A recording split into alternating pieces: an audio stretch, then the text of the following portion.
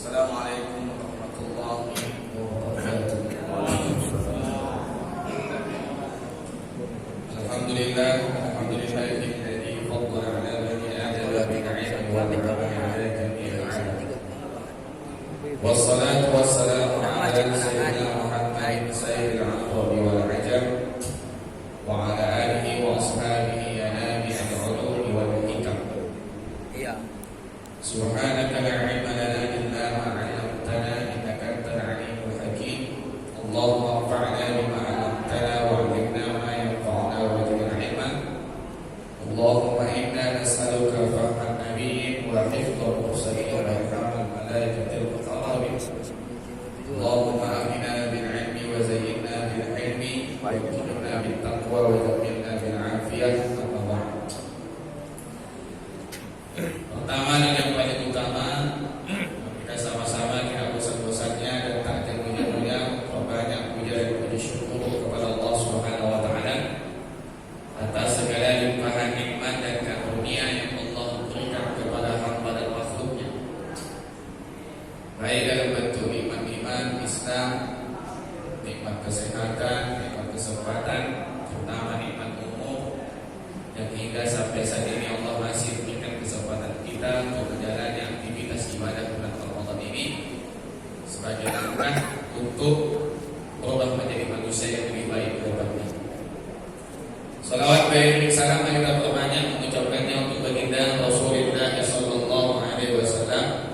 Allahumma shalli wa sallim wa barik alaihi. Mudah-mudahan dengan memperbanyak salawat kepada baginda Rasulullah, nantinya kita di antara kalangan umat Nabi Muhammad yang mendapatkan syafaatnya di yaumil akhir nanti. Amin ya rabbal alamin. Bapak Ibu jamaah salat Jumat yang dirahmati Allah Subhanahu wa taala, sebagaimana yang telah terjadwal puasa ke-26 Ramadan, hari ini giliran saya yang menyampaikan tausiah ceramah agama kepada kita. Kita ketahui bersama bahwa ada tujuan ibadah puasa ini untuk meraih gelar la'allakum tattaqun. Sebagaimana Allah menyebutkan dalam Quran surah Al-Baqarah ayat 183, A'udzu billahi minasyaitonir rajim. Bismillahirrahmanirrahim. Ya ayyuhalladzina amanu kutiba 'alaikumus shiyam kama kutiba 'alal ladzina min qablikum la'allakum tattaqun. Wahai orang yang beriman, telah diwajibkan atas kalian berpuasa sebagaimana yang telah diwajibkan atas orang sebelum kalian, agar kalian menjadi orang yang bertakwa. Jadi tujuan akhir dari ibadah ini adalah ingin meraih gelar takwa. Apa yang disebutkan dalam kitab tafsir yang lain, kalimat la'allakum tattaqun itu diawali dengan kalimat la'alla. La'alla fil asli litarajji. La'alla itu pada hukum asalnya menunjukkan adalah harapan, mudah-mudahan, semoga. Itulah makna la'alla. Maka la'allakum tattaqun, semoga kalian menjadi orang yang bertakwa.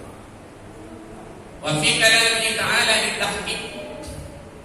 Tapi bila penggunaan kalimat la'alla itu dalam firman Allah disebutkan dalam Al-Quran, maka itu menunjukkan suatu kepastian.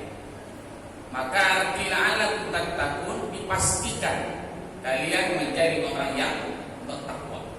Jadi tak ada keraguan lagi bila penggunaan kalimat la'alla itu di dalam firman Allah Subhanahu wa taala. Bapak Ibu jamaah yang dirahmati oleh Allah Subhanahu wa taala. Lalu bagaimana ciri orang yang bertakwa tersebut? Sebagai bentuk kaji diri kita bahwa kita termasuk orang yang masuk kategori takwa atau tidak, maka perlu kita lihat ada tidak ciri orang yang bertakwa dalam hidup kita. Maka ciri yang bertakwa ini banyak pandangan. Ada nanti yang menyampaikan ciri yang bertakwa itu Quran surah Al-Imran ayat 134 135 kalau silap saya. Wasari'u ila maghfiratin min rabbik. Ini biasanya ayat ini dipakai ketika hari Idul Fitri. Banyak para khatib akan menyampaikan ayat. Cuma kali ini saya akan menyampaikan mengenai tentang meraih gelar takwa atau ciri orang yang bertakwa yang disampaikan oleh Imam Al-Qusairi. Imam Al-Qusairi mengarang kitab namanya Risalatul Qusairiyah. Kata beliau, kalau ingin melihat orang yang bertakwa maka dapat diambil dari 4 huruf dalam kalimat takwa tersebut. Jadi dalam kalimat takwa huruf hijaiyahnya ada 4, ta, qaf, waw dan ya. Maka tiap huruf punya makna tersendiri. Bila ada itu dalam diri seseorang, maka insyaallah dipastikan dia mendapat gelar takwa di sisi Allah Subhanahu wa taala. Yang pertama adalah kalimat ta. Adapun huruf ta kata beliau bermakna adalah tawadu. Artinya adalah rendah hati. Orang yang rendah hati tidak keras hati. Orang yang rendah hati tidak menjadi manusia pendendam. Sebagaimana yang dikatakan oleh Ibnu Mubarak, adapun makna tawadu adalah la an yura annahu ahsana minhum batinan aw zahiran. Sesungguhnya ia tidak melihat bahwa dirinya itu lebih baik daripada orang lain, baik secara zahir maupun batin. Itulah namanya tawadu. Tak pernah dia menilai dirinya lebih baik daripada orang lain. Tak pernah dia merasa dirinya lebih solih daripada orang lain.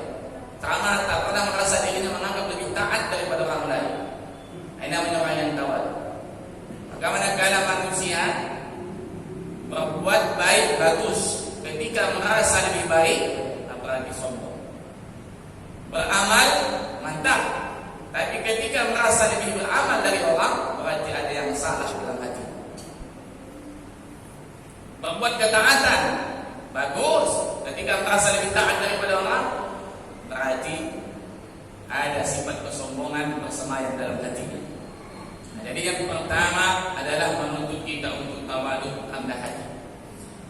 Sebagaimana kita lihat tawaduknya Nabi disebutkan dalam kitab Sama'ilul Muhammadiyah. Ketika Nabi bersabda kepada para sahabat, begitu para sahabat banyak menyanjung Nabi Muhammad. Apa jawab kata Nabi Muhammad kepada para sahabat? La tuduruni atratin nasara ibnu Maryam. Jangan kamu sanjung-sanjung aku kata Nabi, seperti orang Nasrani menyanjung-nyanjung Isa bin Maryam. Innama ana abdun, hanya saja aku ini hanya seorang hamba kata Nabi Muhammad. Aku ini manusia biasa, aku ini hamba Allah. Tapi begitu pun apa jawaban para sahabat? Faqulu abdullah wa rasul. Ya Rasul, memang kau adalah hamba, tapi kau adalah hamba Allah dan Rasulnya. Dan isyarat ketawaduan Nabi Allah sebutkan dalam surah Al-Kahfi dalam ayat 110. A'udzu billahi minasyaitonir rajim. Qul innama ana basharun mislukum. Katakanlah ya Muhammad, sesungguhnya aku ni sama seperti kalian kata Nabi. Aku ni manusia biasa sama seperti kalian. Begitulah tawaduknya Nabi. Padahal Nabi Muhammad bukan manusia yang biasa, manusia yang luar biasa. Tapi Nabi tidak mengatakan ana mislukum, aku ni sama dengan kalian, tak ada beda. Begitulah ketawaduan Nabi Muhammad sallallahu alaihi wasallam. Kita lihat bagaimana dalam kepribadian tawaduknya Nabi. Pernah Nabi Muhammad sallallahu alaihi wasallam di pasar Madinah, ada orang Yahudi buta mencaci maki Nabi Muhammad. Sampai berita itu kepada Nabi. Lalu Nabi datang di pasar Madinah, siapa laki-laki yang buta, hidup lusuh, pakai tongkat, pegang tongkat sambil menyumpah serapah Nabi Muhammad di pasar sambil mengatakan Muhammad itu gila, jangan kami ikut Muhammad, dia sesat, dia merubah ajaran nenek moyang kita. Begitulah sumpah serapah. Akhirnya ketika Nabi Muhammad datang, Nabi lihat memang betul ada seorang buta dari kejauhan yang maki-maki diri Nabi Muhammad. Lalu Nabi menghadap, mendekat. Ketika Nabi mendekat, dia dengar ada seperti orang yang mendekati dirinya. Dia katakan, siapa? Apa gerangan kamu mendekati diriku? Kata orang buta. Maka Nabi saat itu mengatakan, kenapa begitu benci kalian dengan Muhammad? Maka dia mengatakan, bagaimana tidak aku benci dengan Muhammad? Gara-gara dialah merubah ajaran nenek moyang kami di pasar Madinah. Dia merubah syariat ajaran nenek moyang kami. Apa kau tidak merasa capek dan letih setiap hari memaki Muhammad? Dia katakan, kadang terasa capek dan letih. Bagaimana makan dan minummu? Keseharian dalam menyumpah serapah Muhammad. Aku makan minum adalah hasil dari keseharian kasihan orang lain. Ada orang kasihan, dikasih. Lalu saat itu Nabi menawarkan, kalau begitu bagaimana aku yang datang setiap hari memakan makanan untuk diri, maka kau bersedia? Maka saat itu orang buta yang menyembah Nabi mengatakan, kalau kau seandainya tidak keberatan, silahkan. Aku tidak melarang kau datang untuk memberi makanan untukku. Setiap hari Nabi Muhammad mengantarkan makanan sambil menyuapkan makanan ke mulut orang yang memaki Nabi setiap hari. Yang dia maki adalah orang yang di hadapannya sendiri. Hebatnya Nabi dapat menjaga suasana hati di hadapan orang yang menyumpah serapah. Bayangkan, begitu tawaduknya Nabi. Saya bila maki Nabi Muhammad, Nabi suapkan kurma. Saya bila maki Nabi Muhammad, disuguhkan air minum. Berlalulah begitu sampai Rasulullah wafat. Ketika Rasulullah wafat, maka berapa hari Nabi tak datang. Digantikan profesi oleh Abu Bakar Siddiq. Ketika digantikan profesi Abu Bakar, dia pun datang terdengar suara geresek mendekat. Apakah engkau itu wahai sahabatku? Kenapa berapa hari engkau tak datang membawakan makanan untukku? Aku sangat merindukan engkau. Aku merindukan suapan dari tangan. Abu Bakar diam. Apa yang kau bawa? Suguhkanlah ke mulutku. Datang Abu Bakar menggantikan profesi Nabi, disuguhkan kurma. Ketika disuguhkan Abu Bakar kurma tadi, apa yang terjadi? Langsung dia campakkan kurma tersebut. Langsung dia merasa kau adalah bukan orang yang selama ini mengasihi aku makan. Kau siapa? Apa kau Muhammad ya? Kau ini meracun Nabi. Kau siapa? Orang yang selama ini tidak seperti engkau yang menyuguhkan makanan ke mulutku. Bayangkan. Rupanya beda orang berbedanya memasukkan mulut. Itu pun begitu juga kan. Kalau kita kadang menyuapkan anak mungkin saat hati seorang bedanya menyuapkan dengan hati yang sedang marah. Kalau hati seorang kalau tidak menyuapkan, makan air, makan air, makan air. Tapi sedang panas saja, makan juga, makan, makan. Kita yang satu diri bisa berbeda bersikap, apalagi dengan dua orang yang berbeda. Bisa ternyata beda dengan maka saat itu apa kata Abu Bakar? Iya, aku bukan orang yang selama ini menyuapkan engkau makan. Ketahui bahwa orang yang selama ini mengasihi engkau makan, orang yang sudah tiada, dia sudah meninggal dunia. Dan perlu kau ketahui yang mengasihi engkau makan selama ini adalah Muhammad Rasulullah yang selama ini bersumpah serapah di hadapan dia sendiri. Saat itu tercampak tongkatnya dan dia pun terduduk menangis mendiang air mata karena yang selama ini menyuapkan dia makan, yang menyuguhkan dia minum. Orangnya langsung dia jadi mati di hadapan orang tersebut. Kita sanggup tidak begitu. Disumpah sama orang di hadapan kita dah sebelah makan. Badoja. Badoja. Jadi cukup kepada Allah. Begitulah Nabi Muhammad dapat menjaga suasana hati. Tawaduknya Nabi Muhammad SAW. Maka apa kata para ulama sufi? Hiduplah laksana tanah. Hiduplah laksana tanah. Bagaimana tanah? Dia dipijak diam. Siapa yang comberan diam, diludahi diam, diinjak-injak diam, itulah tanah. Jadi kalau hidup laksana tanah ini memang bohong. Itu adalah dalam segelintir. Apalagi tawaduknya Nabi. Lihat ketika Nabi berdakwah ke Negeri Taif. Negeri Taif itu dihimpit dua gunung. Dipikir dapat sambutan hangat ketika Nabi ingin berdakwah sampai ke Negeri Taif. Ternyata tidak dapat lemparan batu dari satu kampung. Tak terelakkan batu sampai pecah pelipis mata Nabi. Dalam satu riwayat menyebutkan telapak raba mata kaki Nabi, tumit kaki Nabi. Dalam satu riwayat yang lain, yang marah siapa dalam kondisi itu? Jibril yang marah. Kata Jibril kepada Nabi Muhammad, ya Rasulullah, izinkan aku meluluh lantakkan kampung ini dengan kulipit dengan dua gunung ini. Tapi lihat apa jawaban Nabi. Jangan Jibril, tak usah. Mereka belum tahu siapa aku. Mereka belum tahu siapa aku Jibril. Jangan. Begitulah Nabi Muhammad SAW dalam tawaduk. Padahal beliau dan seorang Nabi, andai kata dia katakan hancurkan Jibril, selesai. Tapi Nabi Muhammad tidak menyalahgunakan jabatan seorang Nabi. Orang sekarang tidak.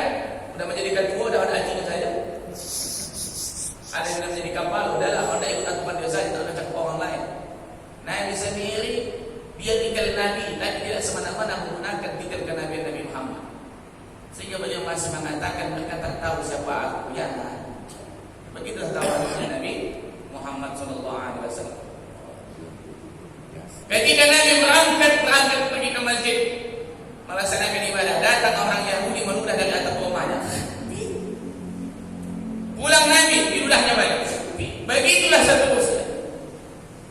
Sehingga Nabi Muhammad SAW suatu ketika mempertanyakan kepada Umar bin Khattab, kemana orang ini ya wahai Umar? Kenapa beberapa hari tidak meludah kata Nabi? Baik Nabi tahu, Nabi rindu dengan ludah orang. Kemana dia? Kenapa dia tidak meludah kata Nabi?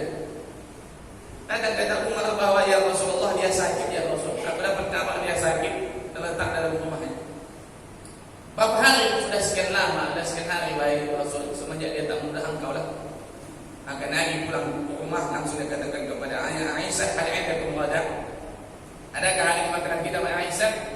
Ada ya Rasul, serantang rumah ini bungkus. Ada orang yang lain yang membutuhkan daripada kita. Mungkin kita hari ini satu hari lapar, tapi orang tersebut mungkin sudah 3-4 hari dia lapar dengan anak ini. Begitulah taatnya istri dibungkuslah.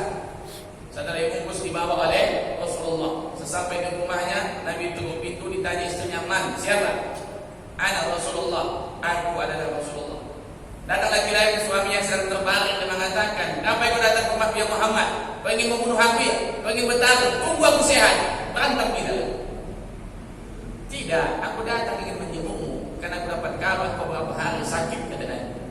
Tak tahan istrinya dibuka pintu. Ketika dibuka pintu, Nabi pun masuk. Setelah masuk Nabi Muhammad, dia tengok orang tersebut terbujur kaku. Lalu Nabi suguhkan serantang bunga. "Aku ingin mengantarkan ini. Aku tahu kau sakit, mungkin kau tak memberi makan anak ini supaya jangan kelaparan, kasihlah makanan ini." Berlinang air mata.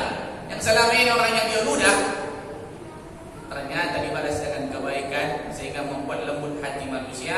Orang tersebut pun bersaksi mengucapkan 2 kalimat syahadat. Asyhadu an la ilaha illallah wa asyhadu anna Muhammadar Rasulullah. Itulah tawadunya Nabi.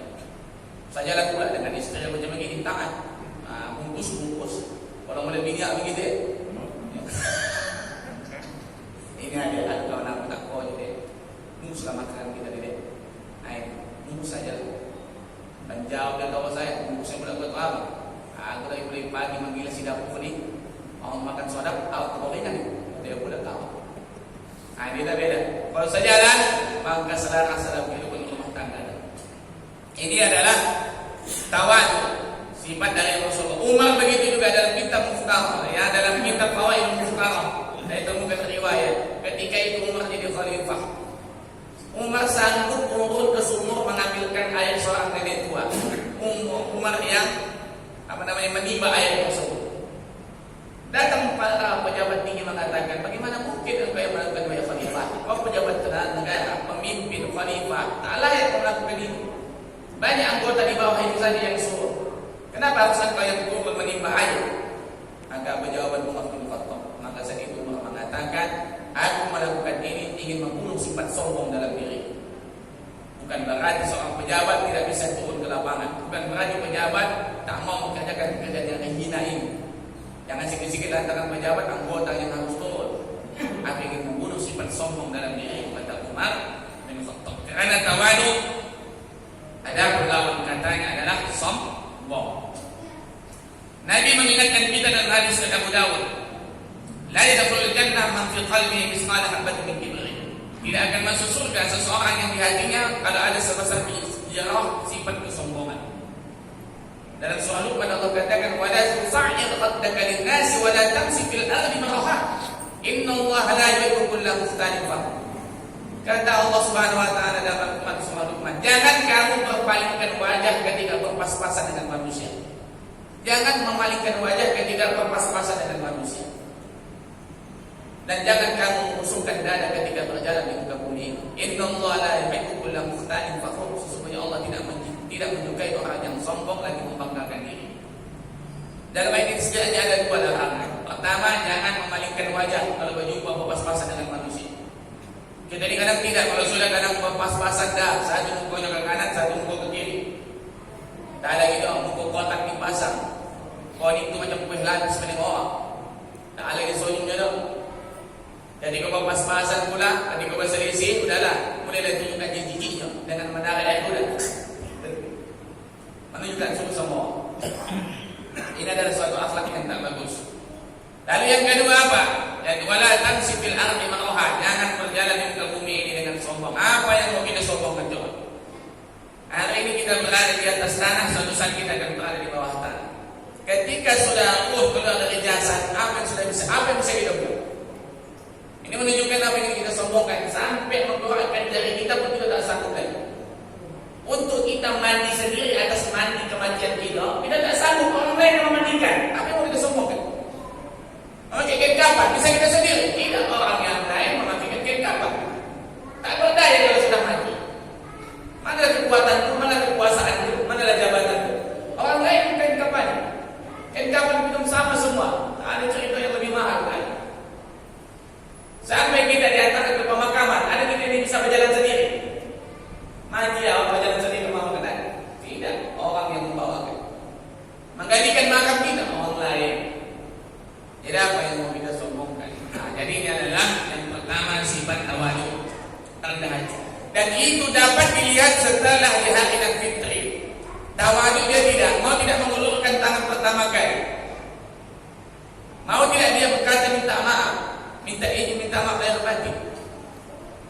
Waliyafu aw yasma'u ala tu'minuna yaghfirullahu lakum. Adalah kartu maafan dan saling berlapang dada. Apakah kamu tidak suka Allah mengampunkan dosa di antara kalian? Maka syarat izinan dua. Syarat izinan dua. Pertama maaf, yang kedua lapang dada. Barulah dosa di antara kita Allah gugurkan. Kebanyakan fitnah umat akhir zaman ini hanya sebatas maaf, lapang dada bodoh. Hanya sebatas maaf. Maaf, bersalaman, maaf, perpuluhan, maaf, cipika-cipiki, maaf, senyum-senyuman. Tapi kalau sudah masuk balik ke belakang, mulai dengan kelompok. Kalau kita turun tadi itu ada penyelamnya juga. Ini kakak kau saya menyuruhnya. Anjing aku nanya. Ada pula maaf, bersenyum waktu di muka, di perpuluhan biar mulut dia. Nah ini namanya penyakit manusia. Hanya sebatas maaf, lapang dada belum. Lalu dapat dilihat, nampak tidak tawadu, tidak mesti harus yang tua didatangi. Apakah salah anak tua mendatangi yang muda? Apa kata Profesor Dr. Zaid bin Abdul Karim Zaid dalam kitab beliau Fikih Sirah ketika saya baca masalah Nabi Muhammad hijrah ke Madinah. Ketika malam itu Nabi hijrah ke Madinah, Nabi yang mendatangi Abu Bakar. Bayangkan, Nabi Muhammad yang mendatangi Abu Bakar, mengajak Abu Bakar berangkat malam itu ke Madinah. Padahal Nabi lebih tua daripada Abu Bakar. Nabi lebih tua dari Abu Bakar. Apa kata Profesor Dr. Karim? Kata beliau, di sini lihat nampak ketawaduan Nabi. Walaupun beliau seorang Rasul, walaupun seorang Nabi, bahkan usianya lebih tua daripada Abu Bakar Siddiq, tapi dia mendatangi rumah Abu Bakar. Artinya apa? Suatu contoh ketawaduan adalah tak salah orang tua mendatangi yang muda. Kita ni kadang tidak ada hari-hari begitu.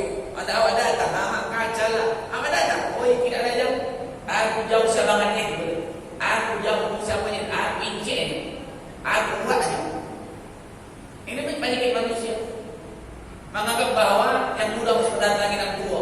Harus. Yang tua pun datang ke yang muda tak ada masalah. Mungkin mereka ekonominya sulit, tak bisa datang. Atau ada hal yang lain. Maka menunjukkan tawadu tersebut adalah sanggup tidak kita menjadi manusia yang melembutkan hati di hari dan fitri. Ini kadang tidak duduk kadang satu duduk di muka, satu duduk di belakang. Yang duduk di belakang ke kamar mandi, yang duduk di muka ke kamar mandi ke belakang, yang di belakang pak menelepon ke muka. Kau ustaz 40 tahun tak baca kapan, 40 tahun tak masuk rumah. Ini yang pertama. Yang kedua kata Imam Al-Qusairi, ada ciri orang yang bertakwa. Yang kedua diambil dari kalimat yang kedua, yaitu adalah qaf. Qaf di situ artinya adalah qanaah. Qanaah itu apa? Yaitu adalah merasa cukup dalam hidup. Allah Subhanahu wa taala menyebutkan dalam Al-Qur'an, a'udzubillahi minasyaitonir rajim, man 'amila shalihan min dzakarin wa unsa wa huwa mu'minun falanuhyiyannahu hayatan thayyibah. Siapa yang beramal saleh, baik dari kalangan laki-laki maupun perempuan, dan mereka adalah orang yang beriman, falanuhyiyannahu hayatan thayyibah, kami anugerahkan mereka kehidupan yang baik. Kata para ulama tafsir hayatan thayyibah di situ adalah yaitu qanaah. hidup merasa cukup. Sehingga Nabi berpesan dalam sebuah hadis, wa kun qani'an askaran nas. Jadilah kamu menjadi orang yang qanaah, maka kamu menjadi manusia yang pandai bersyukur. Kalau kamu menjadi orang yang qanaah, maka kamu menjadi manusia yang paling pandai bersyukur. Maka kita ini menjadi orang yang qanaah, merasa cukup apa yang Allah kasih. Bagaimana kita lihat qanaahnya Nabi? Ayo. Lihat bagaimana qanaahnya Nabi. Nabi Muhammad SAW tak pernah tidur dengan spring bed, kadang malunya. Alas tidur Nabi itu berlepas kurma, sehingga zuriat Nabi Muhammad SAW para habaib itu kadang tak mau tidur di atas kasur. Mereka mengikut atau nenek moyang mereka Nabi Muhammad SAW tidur di atas lantai pakai tikar, seperti hadis Umar bin Habis itu. Saya dapat kabar dari murid-murid beliau menjelaskan kalau beliau tidur di hotel dia tak tidur di spring bed di bawah. Nah, ini Nabi Muhammad menikahkan anaknya Fatimah dengan Ali bin Abi Thalib. Saking tawaduknya, merasa cukup apa yang ada diadokan, itulah dia. Sehingga gaun pengantin Fatimah 12 tempelan. Gaun pengantin Fatimah anak Nabi menikah dengan Ali 12 tempelan, bertempel 12 bertempel gaun pengantin. Gaun pengantin anak awak mewah ya. 5 kali terpasang dalam satu hari. 12 tempelan sehingga menetes air mata Abu Bakar Siddiq melihat hal tersebut. Kenapa menetes air mata anak Nabi begini kain pengantin? 12 tempelan. Kenapa tidak merasa cukup dalam hidup? Kita lihat bagaimana qanaahnya anak Umar. Disebutkan dalam kitab Muqaddamatul Qulub oleh Imam Al-Ghazali bahwa suatu ketika Umar meneteskan air mata di hari Idul Fitri tak terbelinya baju hari raya untuk anaknya. Dan datang Umar mengatakan kepada anaknya, wahai anakku, apakah tak susah hati melihat kawan engkau di hari dan raya ini memakai pakaian baru sedangkan engkau memakai pakaian busuk? Apakah tak berkecil hati karena ketidakmampuan ayahmu ini membelikan baju pakaian hari raya? Tapi apa jawaban anak Umar mengatakan, wahai ayah, apa yang kau harus bersusah hati? Yang kau khawatirkan adalah, yang susahkan adalah andai kata aku menjadi anak yang tidak bisa berbakti kepada engkau. Apa yang ada yang cukup ayah? Tak pernah aku susah hati apa yang tak ada. Begitulah tawaduknya anak Umar bin Khattab.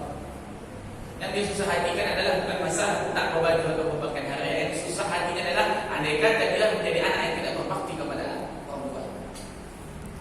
Diikuti oleh cicit Umar bin Khattab, yaitu adalah Umar bin Abdul Aziz. Itu kan cicit Umar bin Khattab. Ketika Umar bin Abdul Aziz menjadi khalifah, suatu ketika tak ada belinya baju hari raya untuk anaknya. Sehingga anak Umar bin Abdul Aziz mengatakan, ayah, belilah baju, ayah, lebaran ini, ayah, belilah baju hari raya. Datang Umar bin Abdul Aziz karena sudah habis belanja bulan ini, maka dia datang ke Baitul Mal untuk dikeluarkan gaji bulan depan. Datang Umar bin Abdul Aziz ke Baitul Mal, dia datang di bendahara negara. Wahai bendahara negara, bisa tidak untuk gaji bulan depan dikeluarkan dulu? Kan anak-anakku ingin hari raya, ingin beli baju hari raya. Tapi apa kata bendahara negara penjaga Baitul Mal mengatakan, wahai Umar yang khalifah, masalah gaji anda belum kami keluarkan. Tak ada jadi masalah. Tinggal letak pengukuhan bahwa gaji bulan yang akan datang sudah dikeluarkan. Cuma yang menjadi masalah, bisakah anda wahai khalifah menjawab buah hal ini? Kalau seandainya bisa anda jawab, kami keluarkan gaji anda untuk bulan depan. Apa itu kata Umar bin Abdul Aziz? Kata bendahara negara pertama adalah, andai kata gaji anda kami keluarkan untuk bulan depan, berarti gaji anda keluar daripada kerja anda. Apakah anda bisa menjamin bahwa anda masih bisa hidup sampai gajian bulan depan untuk membayar hutang itu, untuk membayar kerja anda dengan gaji yang dikeluarkan? Apakah ada jaminan anda bahwa hidup sampai bulan depan? Tak terjawab Umar bin Abdul Aziz. Yang kedua, andai kata kami keluarkan gaji anda untuk bulan depan,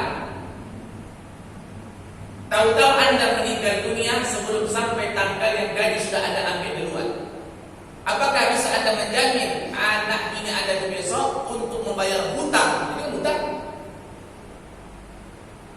Adakah bisa anda jamin besok untuk membayar hutang itu? Anda meninggal sebelum sampai tanggal, berarti ini hutang. Tak terjawab Umar bin Abdul Aziz. Beliau langsung pulang.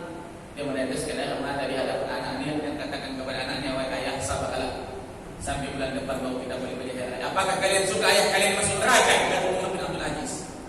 Apakah kamu ayah kamu masuk neraka? Kalau kamu tidak mau, maka urusan sabarlah. Nanti gaji bulan depan biarlah kita terlambat beli baju hair raya. Nah, begitulah kawannya Umar bin Abdul Aziz. Begitu juga ada suatu kisah memang tentang Ali Fatimah tak bisa beli baju hair raya untuk Hasan dan Husain. Nah, ini juga termasuk kisah yang populer. Suatu ketika di hari terakhir bulan Ramadan, anak-anak di pasar Madinah bersenda gurau, bercerita, bermain-main. Biasalah anak-anak namanya mulai bercerita pula, aku sudah baju sekian, sepatu begini, baju pasang, semua pasang, 3 pasang dan sebagainya. Datang oleh orang anak-anak tersebut, ditanya kepada Hasan dan Husain, "Cucu Nabi, pakaian kalian ada? Berapa pasang kalian pakaian kalian, wahai Husain?" Hasan. Maka Hasan dan Husain yang tadi tak terpikir itu, maka mereka pulang bertanya kepada Fatimah. Ya Ummah, wahai ibu, mana baju hari raya kami? Kan kawan sudah bercerita punya baju hari raya kami berapa pasang, kata Hasan dan Husain. Sambil dapur Fatimah meneteskan air mata, tak sanggup membeli baju hari raya. Karena Fatimah dengan Ali itu kan hidupnya miskin. Datang Fatimah ingin menghibur, nanti tukang jahitnya belum datang. Tukang jahitnya belum datang. Sampai masuk berbuka maghrib, ditanya lagi balik, belum datang. Masuk Isya, ditanya oleh Hasan dan Husain, sudah datang baju kami Umi? Belum datang. Sampai habis salat malam, asik mereka bermain, ditanya, melengahkan. Akhirnya apa? Ketika capek bermain, melengah, akhirnya tertidur di luar anak.